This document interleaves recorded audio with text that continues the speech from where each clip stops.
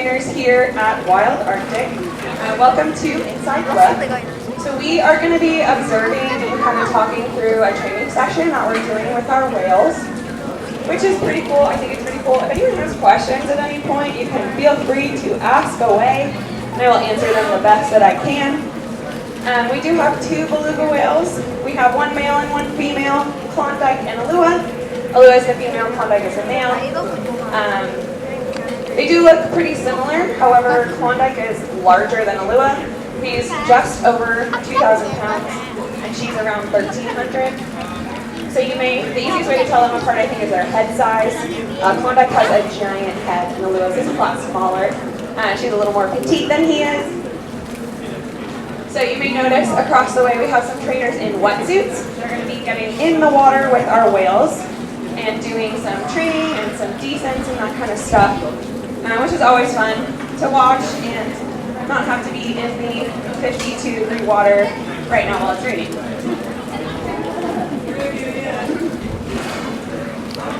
You may also notice we have another trainer at the windows over here. We have someone who's called a spotter. This person is just in charge of making sure everyone, humans and whales, are safe during our encounters with them.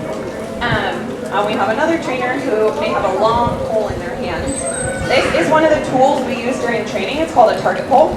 It's one of the first things a lot of animals learn is to touch a target pole. That makes it easier for us to kind of show the animals how we want them to move, is using that target pole. So they can touch their face to it, they can learn to touch a flipper, their tail, all kinds of stuff. We're able to communicate with them a lot of what we want using those target poles. Now you see Robin straight across from us there with that pole. I believe, and I will correct myself if this ends up not being correct, but I believe the behavior they're going to be working on is Klondike doing a fluke splash. So Lucky Robin is not only in the water, but is getting splashed potentially by Klondike. So you may notice that target pole that he has. He's going to sink it down kind of by his feet. And what Klondike should do is follow the end of that target pole so that he's kind of up and down in the water, upside down. And then he'll use that tail to propel water forward. If you've seen our killer whales, kind of like they slosh the audience. So yeah, Klondike is over towards our right now in front of those windows. You can see how big his head is. And if you look straight out across with Kathy, there's Allua, and her head is much, much smaller. Think you'll just get it with the target? I'm going to do this and different target.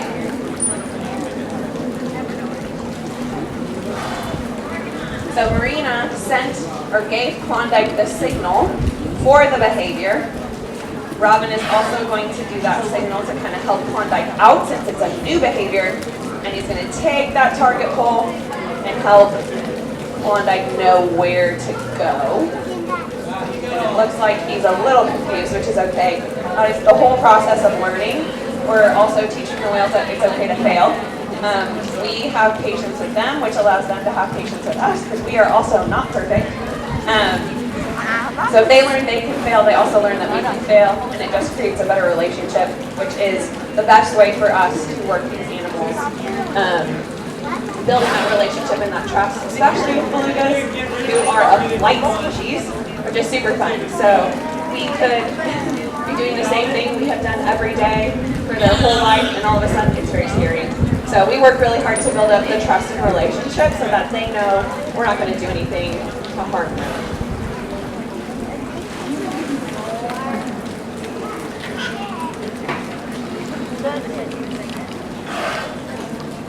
So Robin gave Klondike that signal. You can see him, he turned around and sunk down like that. His tail's going to come up. Potentially do some splashes. There we go.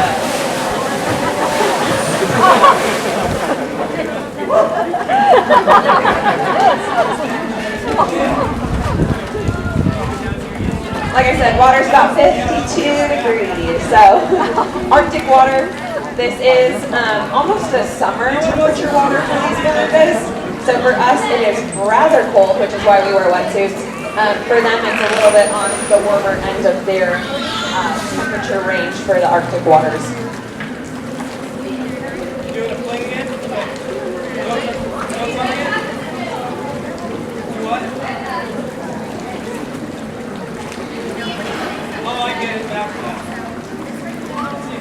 So it looks like this time Marina gave Klondike the signal, and now he's not getting the signal again. He's not getting any help from Robin to see if he did it right. And you heard that bridge? So he started to do the behavior correctly, and Marina gave him what's called an early bridge, which sometimes they get really excited about. It's basically telling him, hey, good job, I can see you're doing it correctly, and before he actually does it, have him come back, get reinforcement for that. Allua, who's over on the point meeting some people, gets really jazzed about early bridges. It's really cute to see.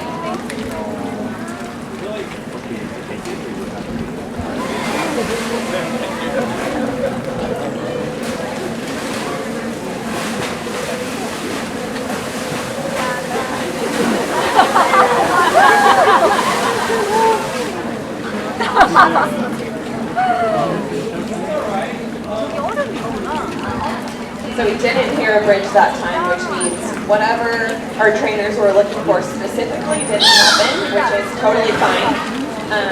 We utilize something called an LRS in training, and that stands for least reinforcing scenario. And basically what it comes down to is just a pause. So operant conditioning, positive reinforcement, all has to do with the information we are giving our animals based on our body language and the reinforcement we're giving them. And reinforcement is kind of broken up into primary and secondary. Primary is going to be mostly fish, so something they need to survive is primary reinforcement. Secondary reinforcement is something they kind of learn to enjoy. So ice cubes, snow, tactile, all that kind of stuff can be a secondary reinforcement as well. So what an LRS does is it basically just lets our animals know that wasn't quite what I was looking for. I'm pausing to let you know that, but we will move on. I can ask that same behavior again. I can ask you something totally different. And again, that just helps them learn that they can trust us, and it builds up their ability to fail, which is really great. Okay, she's ignoring a point. Okay.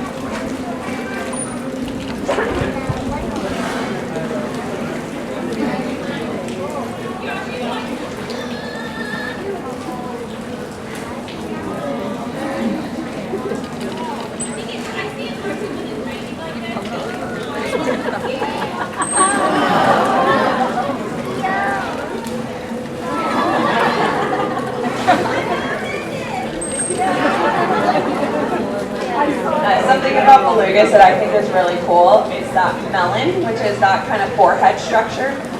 Cetaceans, like dolphins and whales, have that structure. But if you've seen a bottlenose dolphin or a killer whale, theirs is very rigid. Belugas is, if you could see Allua there, very wiggly.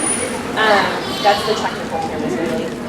It's full of like fatty oils. So that's how they echolocate, and they can actually manipulate it to where they can kind of control where the sound is going out of that melon structure, and they can move it around. So you can see when Allua was shaking her head, it moves quite a lot.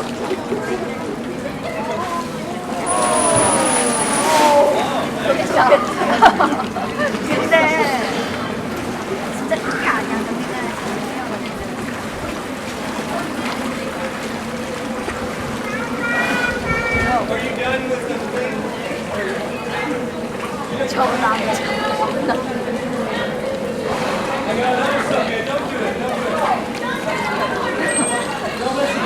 those of you who have just joined us, my name is Nicole. I'm one of the trainers here. We're kind of talking through our training session that's happening out here. I also have Morgan over here as part of our education team, and she has the stamp. If any of you are looking for your stamp for the inside look.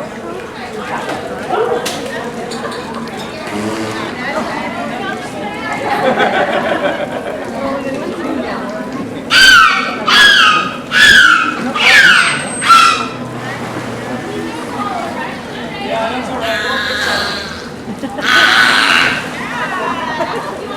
Belugas have a few nicknames, and one of those nicknames is Canaries of the Sea, as Allua was demonstrating. They make a wide variety of noises, and it all their head. So unlike us, they don't have vocal cords. That blowhole is a little muscle. It's almost like the end of a balloon.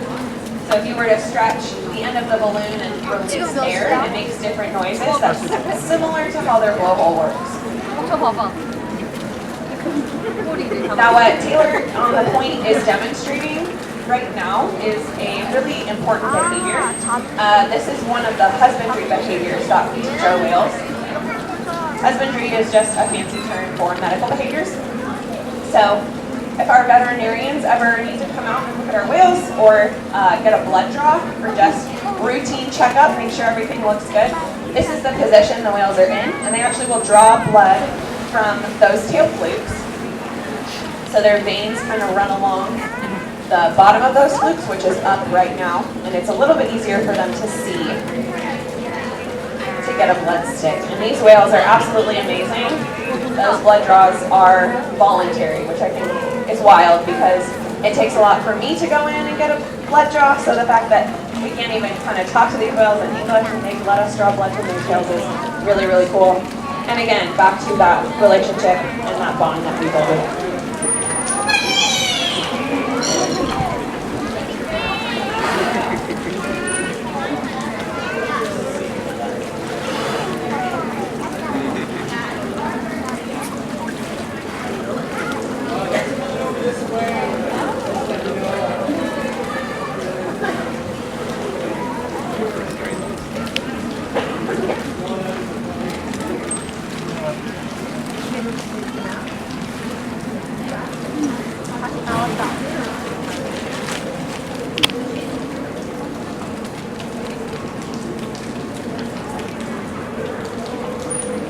So if you were paying attention to kind of what just happened, Marina asked Klondike to do a behavior. Oh, we're going to pause real quick. He's going to come over here. Be a really scary alien. That's what that behavior is called. She did ask him to do that before, and you saw he kind of went the opposite direction and did a big loop around. And since that wasn't what Marina asked him to do, he came back over with a good, calm attitude. She took that pause, that LRS that I talked about a little earlier, and then she blew her whistle, which is to tell him, not what I was looking for, but thank you for coming back and being calm, we can try again.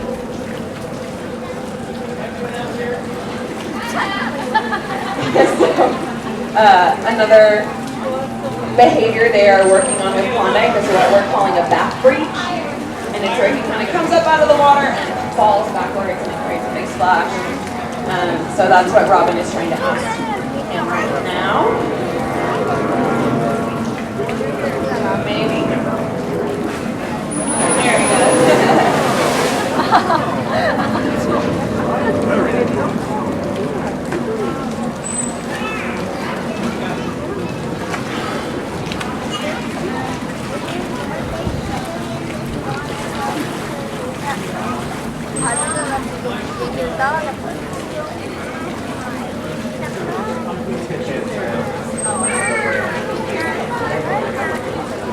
We just had a really good question. Someone just asked how long our training sessions are on a day-to-day basis. The answer is we try to keep it variable. If it was the same amount of time every single day, every single time, it would kind of get boring. So we try to vary it up. Sometimes we'll come out here, we'll call the whales over, they show up, we give them some fish, and we run away really fast. And then we can come back down, and it might be sessions like this, which are a little bit longer. So we've been going for about 17 minutes right now, so this is a little bit of a longer session, which is cool. It allows the whales to practice locations and just paying attention there that whole time. But we can come out for 5 minutes, for 25 minutes. It just depends to keep them engaged, keep them kind of guessing, keep them thinking, all that kind of stuff.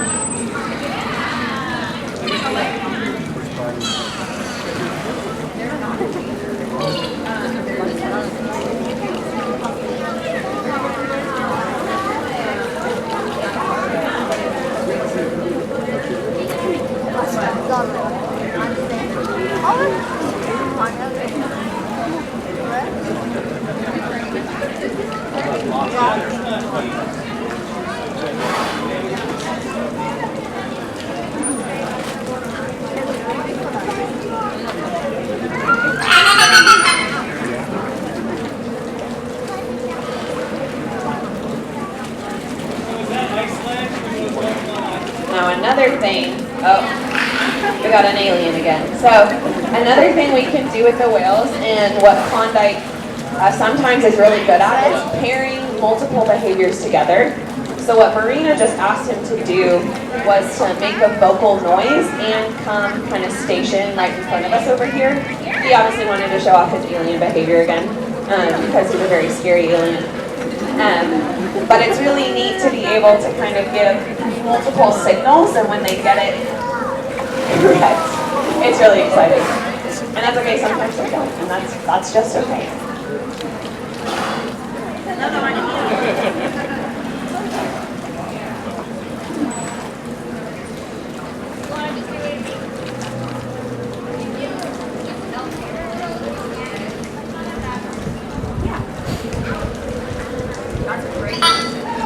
I just had another really great question, and that was, how old are these whales? Klondike, who is the one who's over by the windows with Marina, is 21, and Allua over at the point is about 40. Now their average lifespan is generally 25 to 35-ish, so Klondike is just really loving that alien behavior right now. So Allua is pretty old, which is really awesome, and just kind of goes to show that living in a nice, calm environment, she doesn't have to worry about killer whales or polar bears. Sometimes she thinks she does have to worry about them, but she doesn't actually have to worry about them. Our vet staff is really awesome. This goes to show the care and commitment to these animals. Klondike has a lot to say today and every day. He's a very vocal guy. We like to refer to him as a dolphin or a killer whale in a beluga body.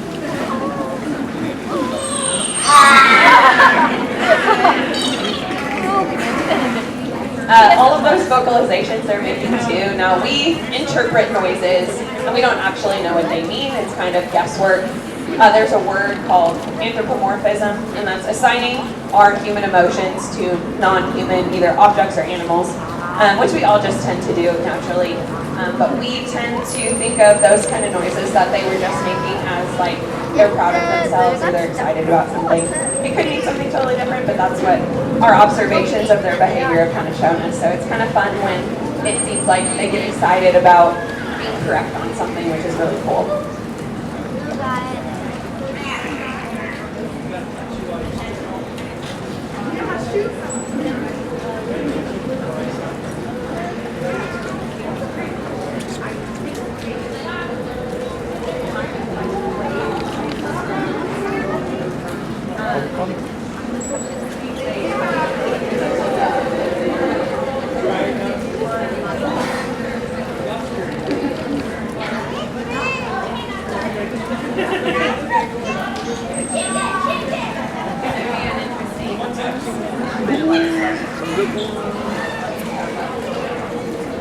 How do we get in there? Like an extra thing or something?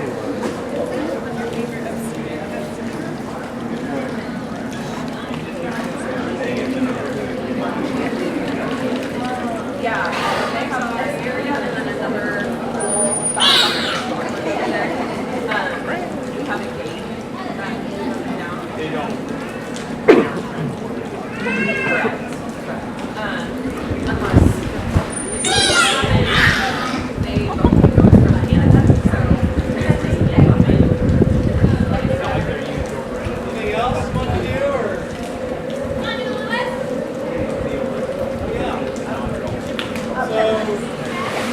yeah. So we, I mean, they're trained for it.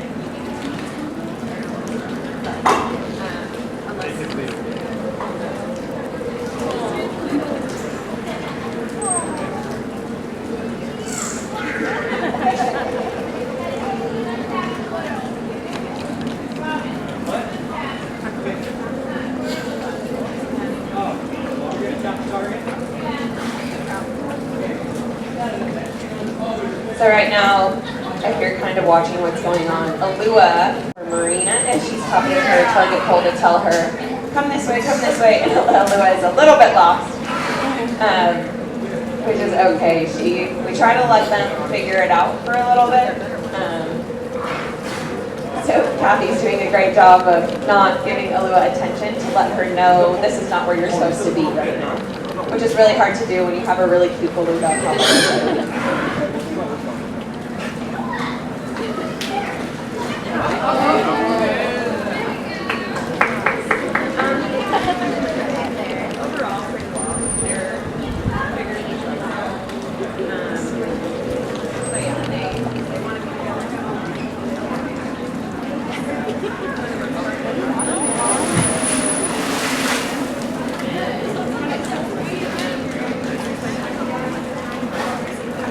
Saltwater for you.